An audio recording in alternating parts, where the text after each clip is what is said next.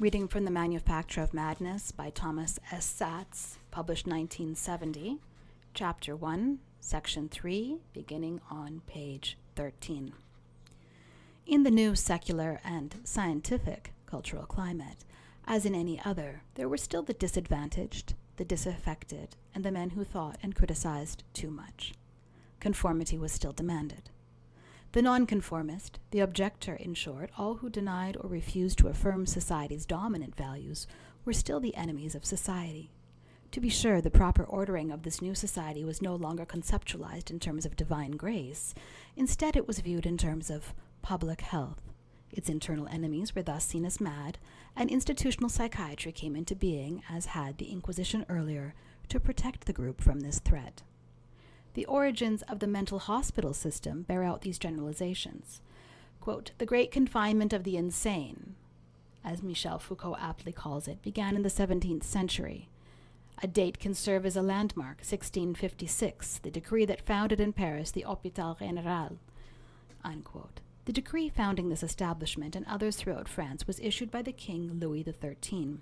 Quote, "We chose to be guardian and protector of said Hôpital Général as being of royal founding, which is to be totally exempt from the direction, visitation, and jurisdiction of the officers of the general reform, and from all others to whom we forbid all knowledge and jurisdiction in any fashion or manner whatsoever." Unquote.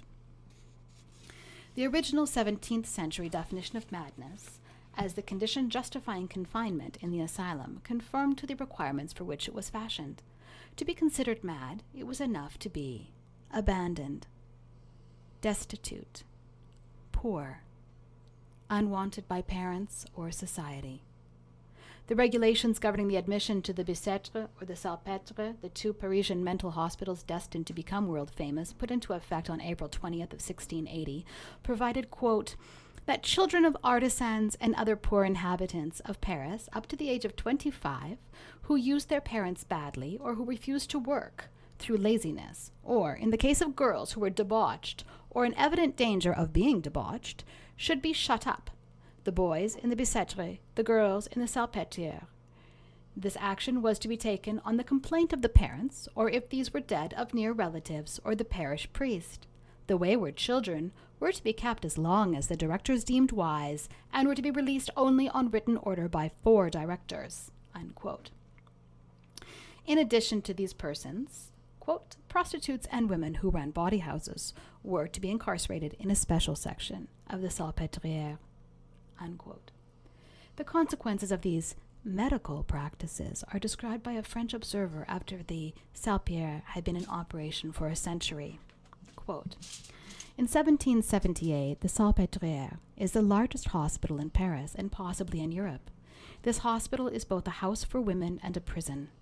It receives pregnant women and girls, wet nurses and their nurslings, male children from the age of 7 or 8 months to 4 or 5 years of age, young girls of all ages, aged married men and women, raving lunatics, imbeciles, epileptics, paralytics, blind persons, cripples, people suffering from ringworm, incurables of all sorts, children afflicted with scrofula, and so on and so forth.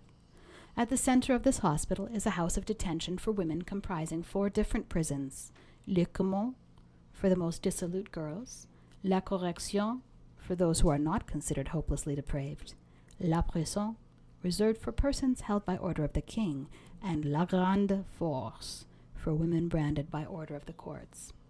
Unquote.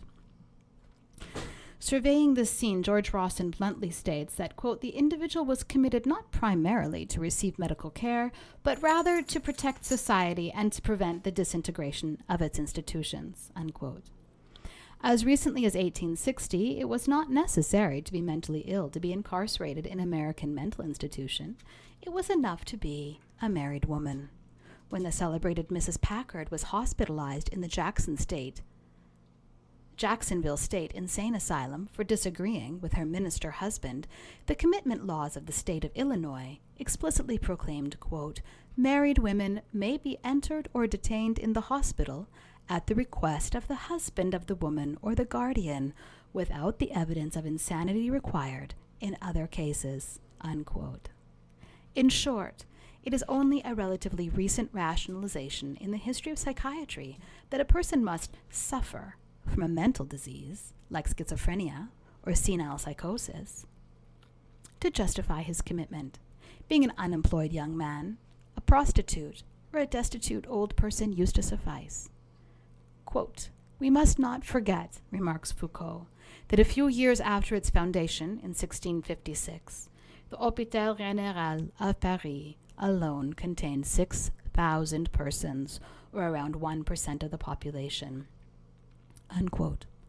As a means of social control and of the ritualized affirmation of the dominant social ethic, institutional psychiatry immediately showed itself to be a worthy successor to the Inquisition. Its subsequent record, as we shall see, has been equally distinguished.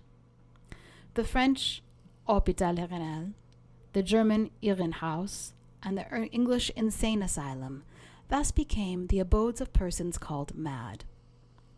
Are they considered mad? For 300 years, psychiatrists have labored to obscure, rather than clarify, this simple problem. Perhaps it could not have been otherwise.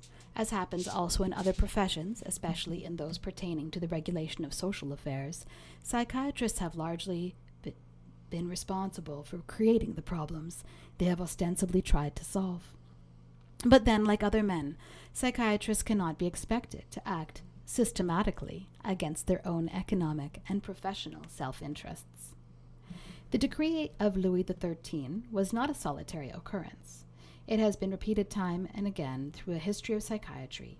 The German mental hospital system, for example, was inaugurated in 1805 with the following declaration by Prince Karl August von Hardenberg, quote, "The state must concern itself with all institutions for those with damaged minds, both for the betterment of the unfortunates and for the advancement of science. In this important and difficult field of medicine, only unrelenting efforts will enable us to carve out advances for the good of suffering mankind. Perfection can only be achieved in such institutions." Unquote. The patients upon whose behavior men like Kahlbaum and Kraepelin later erected their systems of psychiatric diagnosis were the inmates of these institutions.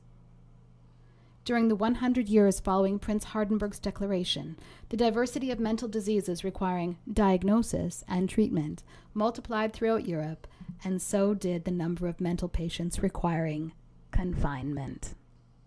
In our own day, a half millennium after the Bull of Innocent VIII and 150 years after the German declaration of war on insanity, we are exhorted to combat mental illness by no less a personage than the President of the United States of America.